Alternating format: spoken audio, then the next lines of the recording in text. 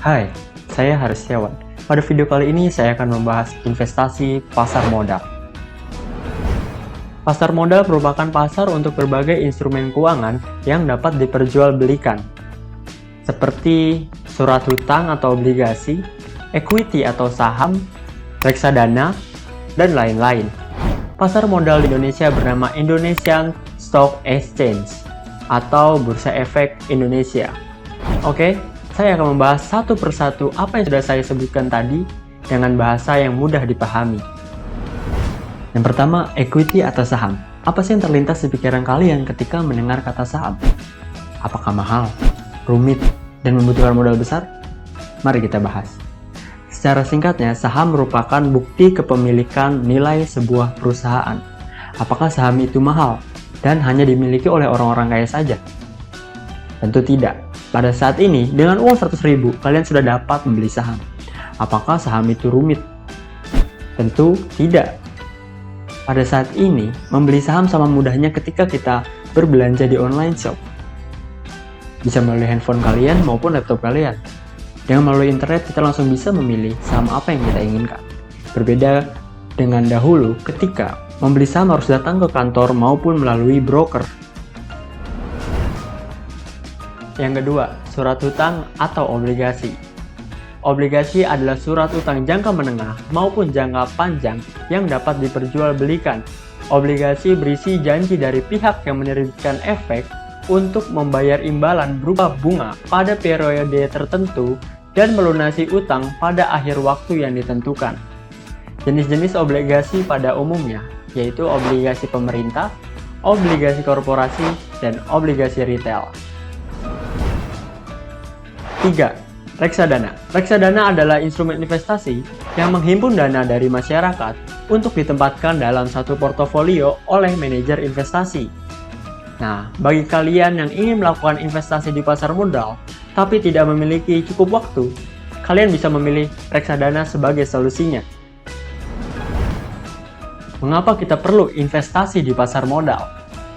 Sejak kecil, kita diajari untuk menabung. Menyisihkan sebagian uang kita untuk disimpan di dalam tabungan konvensional maupun di dalam bank. Tetapi, ketika kita menabung, apakah nilai mata uang kita akan sama saja atau berkurang? Jelas saja, ketika kita menabung secara konvensional, nilai mata uang kita akan terus berkurang. Kenapa? Karena setiap tahunnya kita mengalami namanya inflasi. Apa itu inflasi? Inflasi merupakan proses meningkatnya harga-harga secara umum dengan cara terus-menerus. Dengan kata lain, inflasi juga merupakan proses menurunnya nilai mata uang dengan cara terus-menerus.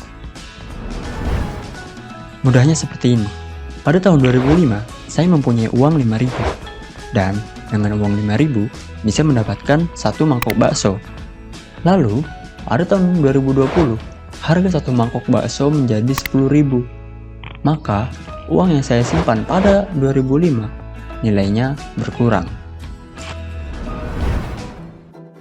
Maka, solusinya adalah investasi di pasar modal. Karena uang yang kita simpan tidak hanya diam dan berkurang, tetapi uang yang kita simpan akan terus bergerak. Contohnya seperti ini.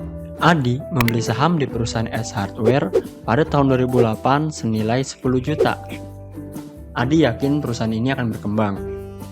Dan pada tahun 2020, ternyata nilai saham S Hardware mengalami kenaikan senilai 1.744%. Maka, saham yang dipegang oleh Adi pada tahun 2020 menjadi 184.400.000. Tapi apakah berinvestasi di pasar modal itu berisiko? Ya, sudah pasti. Setiap investasi pasti memiliki resiko dan keuntungannya. Di dalam kehidupan pun, ketika kita mengambil tindakan pasti memiliki resikonya, bukan? Memang apa sih keuntungannya jika kita berinvestasi di pasar modal? Nah, jika kalian berinvestasi di instrumen saham, ada beberapa keuntungan. Yang pertama, capital gain. Capital gain merupakan keuntungan yang kalian peroleh ketika perusahaan yang kalian beli mengalami kenaikan harga saham. Dengan kenaikan harga saham itu, kalian dapat menjualnya lebih tinggi daripada harga pembeliannya. Yang kedua, dividen. Dividen merupakan pembagian laba yang diberikan oleh perusahaan kepada para pemegang saham. Yang ketiga, fleksibel. Kalian dapat melakukannya dimanapun dan kapanpun, melalui HP kalian maupun laptop kalian. Keuntungan reksadana. Yang pertama, resiko yang rendah.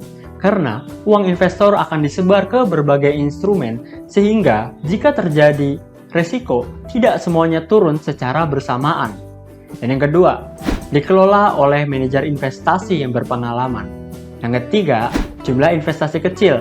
Reksadana bisa dimulai dengan uang 10.000. Keuntungan obligasi. Yang pertama, resiko rendah karena dijamin oleh undang-undang. Yang kedua, mendapatkan fixed income atau pendapatan tetap. Yang ketiga, capital gain. Lalu bagaimana sih cara berinvestasi di pasar modal?